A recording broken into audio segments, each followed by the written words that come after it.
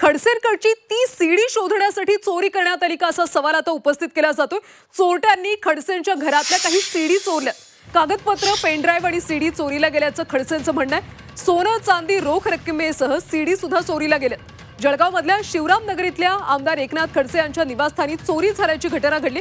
यावेळी वरच्या मजल्यावरच्या एकनाथ खडसे यांच्या बेडरूममधून चोरट्यांनी काही सीडीज देखील चोरून नेल्याची बाब आता समोर आली।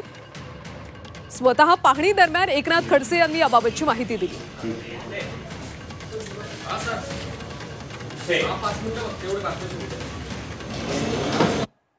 तपासाचा भाग आहे।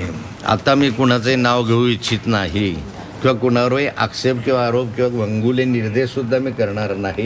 पोलीस चौकशी करतील।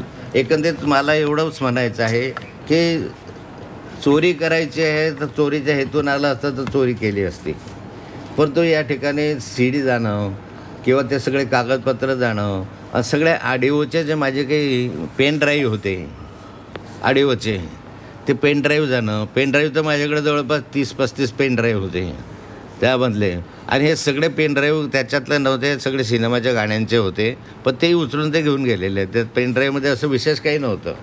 ते पिक्चरचे गाणे मला आवडतात, त्या पेन ड्राईव्ह ते घेऊन गेले सगळेचे सगळे।